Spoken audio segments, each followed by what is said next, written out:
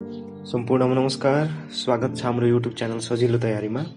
र आज हामी कक्षा 9 को पाठ 2 लिएर उपस्थित भइसकेका छौं, जुन रहेको छ स्वाद। र यस भिडियोमा हामी यस पाठको सम्पूर्ण एक्सरसाइज गराउने छौं, व्याकरणदेखि लिएर यसमा व्याख्या गरेदेखि लिएर सम्पूर्ण एक्सरसाइज गराउने छौं। सो भिडियोलाई अन्तिमसम्म हेरी आफ्नो पुरै एक्सरसाइज गर्नु होला र कुनै ठाउँमा कन्फ्युज लागे हामीलाई कमेन्ट बक्समा जानकारी गराउनु होला। ल अब ढिल नगरी भिडियोलाई सुरु गरौँ। जस्तै 1 नम्बरमा रहेको छ, यहाँ तल दिएको शब्दको अर्थ लेख्नुहोस्। जस्तै यहाँ विभिन्न शब्दहरू दिएको छ, त्यसको अर्थ हामीले लेख्नु पर्ने हुन्छ। जस्तै फर्स्ट नम्बरमा के दिएछ हामीलाई, बहाली। बहाली भन्नाले नयाँ पद, अहोदा, अधिकार आदि सम्हाल्ने काम वा गर्व, अभिमान, घमण्ड। त्यसै गरी रहेको छ 2 नम्बरमा फारो। थोरै पैसा वा सीमित वस्तुको आवश्यक तथा बढी काम चलाउने किफायती कायदा। त्यसै गरी भाव रहेको छ दर वा मोल। ज्यास्ती भनेको ज्यादा, नोक्सानी भनेको नोक्सान भएको स्थिति, अड्डी भनेको जिते ढिप्पी, तोड भनेको आघात, मानसिक चोट। त्यसै गरी टोकरी भनेको बाँसमा चोयोले बुनेको एक किसिमको सानो डाली। त्यसै गरी 2 नम्बरमा के सोधेछन् भने कथाका या, गर्या, सक्या, 5 वटा चिन्या, काट्या, कहा, पस्नुस् उनी शब्दको शुद्ध पारी लेख्नुहोस् भनिरहेछ। जस्तै अब यहाँ याको के भयो, यहाँ भयो। त्यसै गरी गर्याको के भयो, गरेको।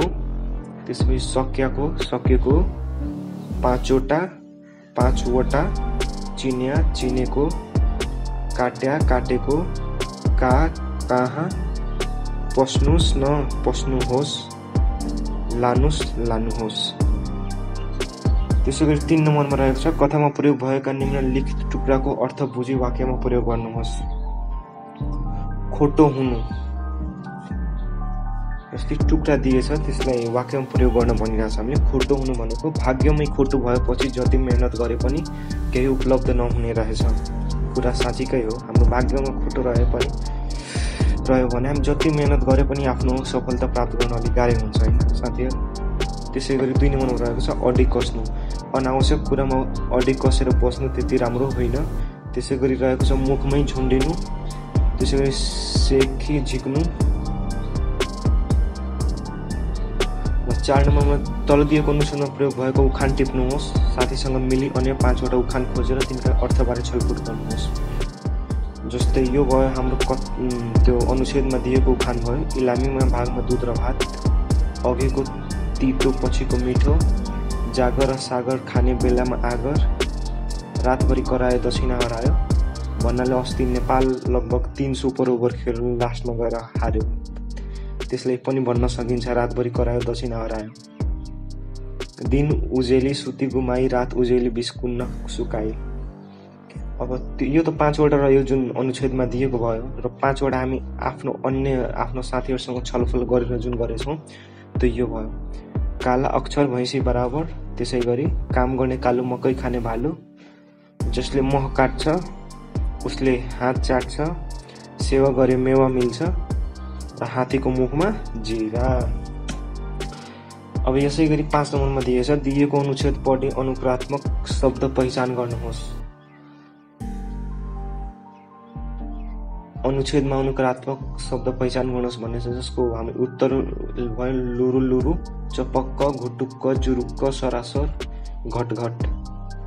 त्यसै गरी 6 नम्बरमा दिएको छ दिएका अनुक्रियात्मक शब्द र तिनका जनाउने कार्यविधि जोडा मिलाउनुहोस्। फटाफट भनेको के हो, हिँड्नु।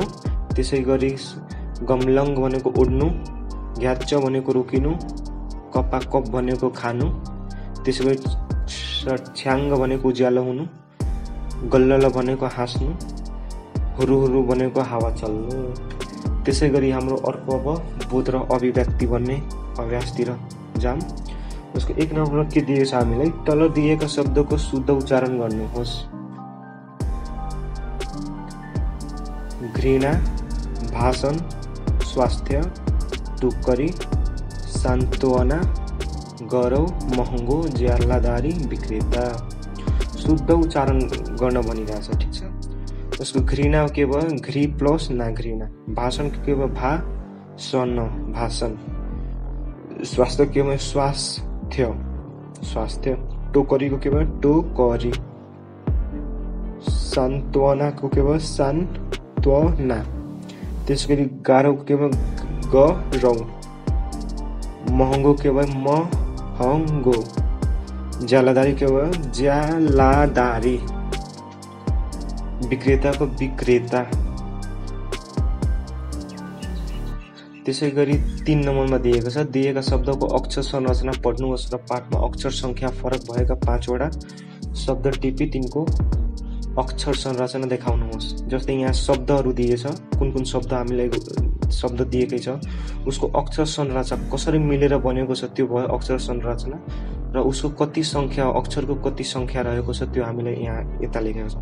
जस्तै साबुन भयो, साबुन के मिलेर बनेछ, सा प्लस बुन साबुन, यसमा कतिवटा अक्षर संख्या भयो 1 र 2, त्यही भएर अक्षर संख्या कति भयो 2। त्यसैगरी शब्द दिएछ गरिबी, गरिबीमा लौ हेरौँ त अक्षर संरचना ग प्लस री प्लस बी, गरिबी कतिवटा भयो 1 2 3, त्यही भएर अक्षर संख्या हाम्रो लागि 3। त्यसैगरी पद महिनावारी प्रश्न उत्तर तपाईले आफैबाट गर्न सक्नुहुन्छ, एकदम इजी यो हुन्छ। तपाईले सानो सानो कुरा अलि ध्यान दिनुभयो भने एकदम पछि इजी लाग्ने यो हो। त्यसैगरी अब अर्को हेरौँ 4 मा दिएको छ स्वाद कथाको संरचनासँग सम्बन्धित प्रश्नको उत्तर दिनुहोस्। कथाको प्रारम्भ कुन सन्दर्भबाट गरिएको छ, साबुन सुकिएर लोग्नेले नुहाउन सन्दर्भमा कथाको प्रारम्भ गरिएको छ। त्यसैगरी ख नम्बरमा भनेको छ कथाको संवादमा कति जना पात्र उपस्थित छन्, यसको उत्तर भयो कथाको संवादमा 4 जना पात्र उपस्थित भएका छन्।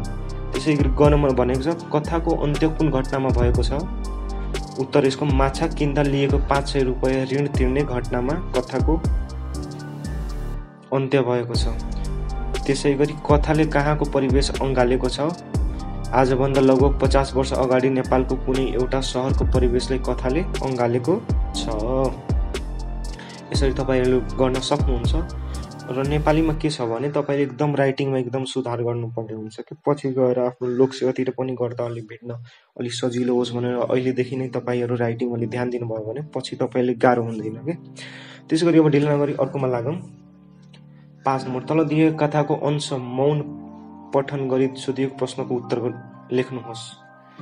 क नम्बरमा के भनेको छ, आफ्नो जागिर प्रति उ पात्रको धारणा कस्तो थियो, धेरै समयदेखि काम नपाएको उसले साधारण कारिन्दा काम पाएको थियो, तलब पाएका दिन खुसी हुँदै धन जागिर खाइएछ भन्ने खुसीले आफ्नो जागिर प्रति उ पात्रको धारणा सकारात्मक रहेको थियो।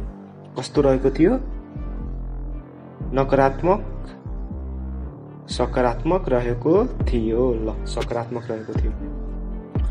त्यसैगरी ख नम्बरमा भनेछ हामीले पात्रले नुहाउन नसक्नुको कारण के हो, पैसा सकिएकाले साबुन सकिएको थियो, त्यसैले साबुन नभएर पात्रले नुहाउन नसक्नु सकेको हो। त्यसैले ग नम्बरमा के सोधिरहेछ, श्रीमतीले किन कोठाभित्र पसिन्, लोग्नेको तलब अनुसार घर खर्च हिसाब गर्न श्रीमती कोठाभित्र पसिन्। त्यसैगरी घ नम्बर यो आफूले गर्न सक्नुहुन्छ हजुरहरु, एकदम सजिलो छ। त्यसैगरी हामी अर्कोतिर लागौं।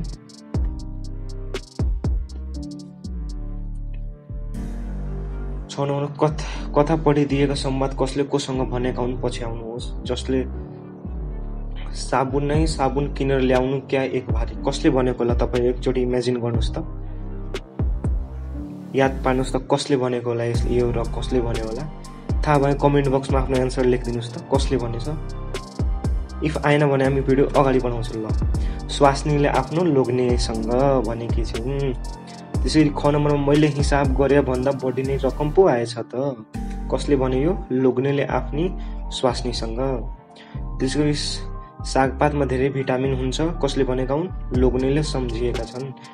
यसैगरी घ र अङ्क नम्बर आफै गर्न सक्नुहुन्छ हजुरले।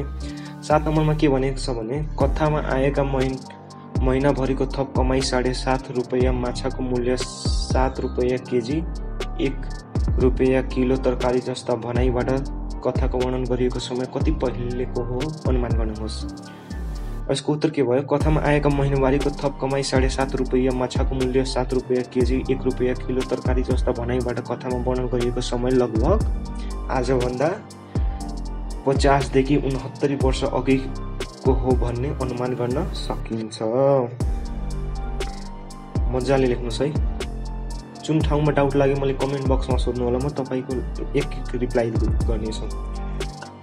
त्यसै गरी अब अगाडि बढौँ। 8 नम्बरमा के दिएको छ भने दिएको प्रश्नको उत्तर लेख्नुहोस्। क नम्बरमा स्वाद कथाका लोग्ने र स्वास्नी पात्रको चारित्रिक विशेषता तुलना गर्नुहोस्। लोग्ने उत्तर स्वाद कथाको लोग्ने मुख्य पुरुष पात्र हो। कथामा ऊ साधारण कारिन्दाको जागिर गरेर जीवन उपार्जनको गर्ने पात्रको रूपमा चित्रित छ। जागिरबाट प्राप्त हुने आम्दानीको उसले दुखपूर्ण रूपमा घर व्यवहार चलाएको छ। साबुन नभइकन ननुहाउने लोग्ने गरिबीसँग घृणा गर्दछ। हरेक गरिबहरूले गरिबसँग घृणा गर्नुपर्ने विचार राख्ने लोग्ने सामान्य भए पनि जागिर खाएकामा खुसी हुने पात्रका रूपमा देखिएका छन्। सामान्य लेखपढ गर्न सक्ने व्यक्तिका रूपमा लोग्ने कथामा देखिएको छ। अब यो त भयो लोग्ने। र अब स्वास्नी पात्रको चारित्रिक विशेषता अब यो तलको भयो, तपाईँ आफैले पढेर लेख्न सक्नुहुन्छ।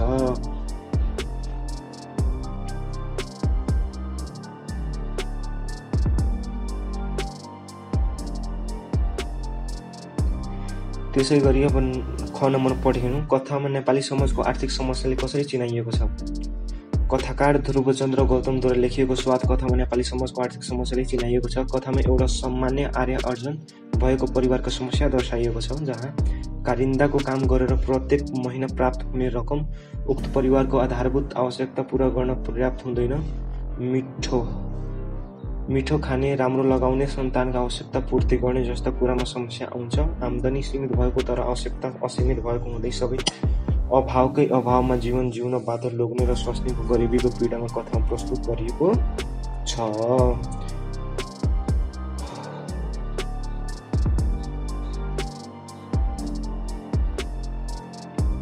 त्यसै गरी अगाडि बढौँ। अब कथाको मुख्य सन्देश के हो। सहरमा सामान्य जागिर जीवन गरेर जीवन निर्वाह गर्ने तलब आएका बेला किनमेल गरेर महिनाभरिको स्वाद तृप्त पार्ने परिवारको कथा प्रस्तुत गरिएको छ। हाम्रो समाजमा रहेको गरिबीको पीडाले सरल भाषा शैलीको माध्यमबाट कथा प्रस्तुत गरिएको छ। जीवनमा दैनिक आवश्यकता पूरा गर्न धौधौ पर्ने नेपाली समाजको वास्तविकता देखाउँदै नेपाली समाजको आर्थिक समस्यालाई चिनाउनु कथा मुख्य सन्देश हो। त्यसै गरी अब अगाडि बढौँ। दिएको घटनालाई कथा अनुसार क्रम मिलाएर लेख्नुहोस्। क्रम मिलाएर लेख्न भनेछ, तपाईहरु लेख्न सक्नुहुन्छ यसले है। क्रम मिलाएर भनेको पहिला कुन आछ, त्यसपछि कुन आछ, यसरी क्रम बनेको त्यो हो। फर्स्टमा आउने, सेकेन्डमा आउने, थर्डमा आउने। कथामा पहिला के घटना अगाडि भएको छ त्यही हो। हाम्रो क्रम अनुसार भन्नाले त्यही हो। सो तपाईले लेख्नु होला है। अगाडि बढौँ। अब दिएको अनुसार पढ्नुहोस् र सोधिएको प्रश्न उत्तर दिनुहोस्। क नम्बरमा गुल्मीमा कफीको उत्पादन कहिलेदेखि सुरु भएको मानिन्छ। गुल्मीमा कफीको उत्पादन करिब 80 वर्ष अघिदेखि सुरु भएको मानिन्छ। त्यसै गरी अ, आ, इ र यसको इ पनि 4 वटा क्वेशन रहेको छ, जुन तपाईहरुले आफै गर्न सक्नुहुन्छ। यसमा एकदम सरल एन्सर लिएर म आएको छु। त्यसै गरी अब अगाडि बढौँ।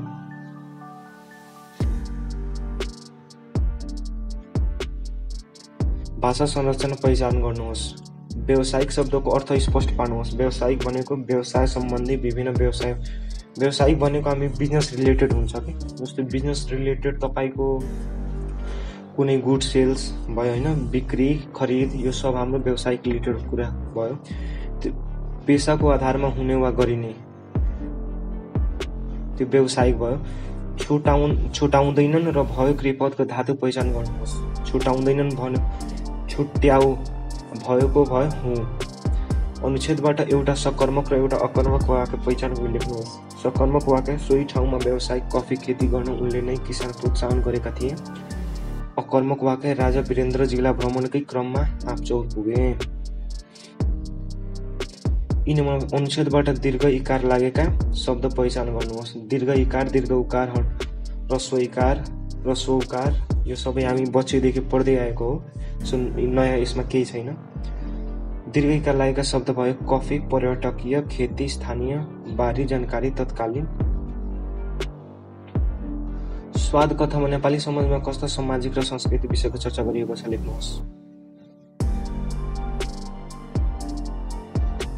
भनिरहेको छ। स्वाद कथामा नेपाली समाजमा कस्ता सामाजिक र सांस्कृतिक विषयको चर्चा गरिएको छ लेख्नुहोस्। कथाकार ध्रुव गौतम। फर्स्टमा जहिले पनि तपाईँहरू उत्तर लेख्दा यो कथा या कविता कसले लेखेको हो सकिन्छ भने उहाँको जन्ममिति लेखेर त्यसपछि त्यो च्याप्टरको नाम लेखिदिनु होला। जस्तै यहाँ लेखेको छ कथाकार ध्रुव गौतम उहाँको विक्रम सम्वत 2001 भन्नाले उहाँको त्यो जन्ममिति भयो। लिखित स्वाद पाठको नाम भयो कथा सामाजिक वस्तुमा र त्यो के रिलेटेड कथा हो भने सामाजिक वस्तुमा आधारित कथा हो यस्तो भयो क्या। त्यसै गरी अब यतातिर के लेख्नु हो यस पाठमा के दिएछ भने यसको उद्देश्य भन्नाले पनि त्यसको मोरल अफ द स्टोरी यहाँ लेखिन्छ कि फर्स्ट लाइनकै त्यो कथाकारको परिचय पछि लेखिन्छ। त्यसपछि जुन यो मिडल हुन्छ भने कथाको सम्पूर्ण जानकारी यसमा लेखिन्छ मिडलमा। यो लास्ट प्याराग्राफ भने यस कथाबाट हामी के सिक्न सक्छौँ या कविताबाट के सिक्न सक्छौँ या के ज्ञान दिन सक्छौँ भन्ने कुरा जहिले पनि लास्टमा हामी कन्क्लुजन दिएर क्लोज गर्ने बानी बसाल्ने है त साथीहरू। ल अब अर्कोतिर लागौँ। व्याख्या गर्नुहोस् भनिरहेको छ। आफूले भोग्नै पर्यो भन्दैमा गरिबलाई सुम्स्याउने त म घृणा गर्छु। प्रत्येक गरिबले आफ्नो गरिबसँग घृणा गर्नै पर्छ। जस्तै अब फर्स्ट प्याराग्राफ मैले के भने फर्स्ट प्याराग्राफमा कविताको नाम के हो यसको लेख्ने या कथाको नाम के हो कथाकारको हुनु उहाँको जन्ममिति सक्यो भने जन्ममिति लेखेर देखाउनु होला है। र त्यसपछि यसबाट मोरल अफ द स्टोरी पनि फर्स्ट प्याराग्राफमै चाहिन्छ हजुरहरूको। जस्तै यहाँ हेर्नु त प्रस्तुत गद्यांश कक्षा 9 को नेपाली पाठ्य पुस्तक अन्तर्गत दोस्रो पाठमा रहेको छ। स्वाद शीर्षकको कथाबाट साभार गरिएको छ। यस कथाका कथाकार ध्रुवचन्द्र गौतम विक्रम सम्वत 2000 उहाँको मिति भयो। कथा नाटक कविता उपन्यास आदि थुप्रै विधामा कलम चलाउने उनी बहुमुखी प्रतिभाका व्यक्ति हुन्। उनको व्यक्तिगत आफ्नो जानकारी दिएको रहेछ यहाँ। आजभन्दा करिब 50 वर्ष अघि तत्कालीन परिवेशको निम्न स्तरका जागिरहरूको दयनीय अवस्थाले कथाले देखाएको छ। हेर्नुभयो लास्टमा के दिएछ कथाले के देखाएको छ मोरल त यहाँ भयो। त्यसै गरी बिचमा मैले के भने कथा रिलेटेड जे छ उसको जानकारी लेख्ने क्वेसनले के मागेछ त्यो बिचमा लेख्नै पर्छ। र लास्टमा हामीले कन्क्लुजन दिएर यसलाई क्लोज गर्ने बानी बसाल्नु पर्छ। लास्टमा के लेख्छ यसरी आजभन्दा करिब 50 वर्ष अघि परिवेशमा लेखिएको यो कथा आजको तल्लो स्तरका कर्मचारीले पनि भोगिरहेको कथा हो तसर्थ अहिलेको पनि सान्दर्भिक कथा हो।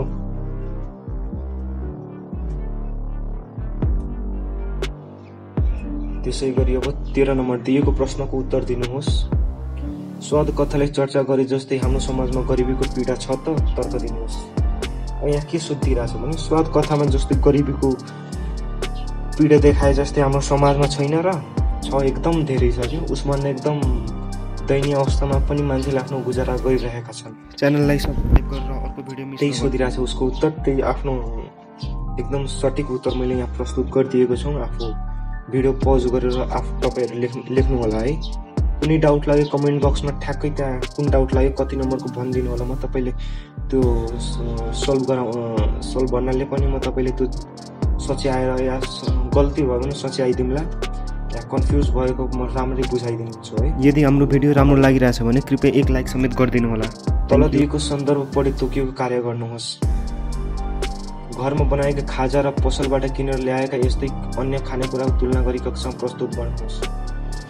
जस्तै आफ्नो बुकमा तपाईँ हेर्न सक्नुहुन्छ त्यहाँ केही दिएको होला। घरमा बनाएका खाजाहरू परिकार स्वस्थकर हुने सबै लेख्नु होला है। दुईटा पोइन्ट यसको रहेको छ एउटा अझै यहाँ भयो दुईटै मिलाएर लेख्नु होला है। यसैका साथ हामी भिडियोको अन्तमा आइसकेका छौँ र भिडियो राम्रो लाग्यो भने कृपया एक लाइक गरिदिनु होला र च्यानललाई सब्स्क्राइब गर्न नबिर्सनु होला। साथै अर्को पार्ट चाहियो भने हामी ल त धन्यवाद है।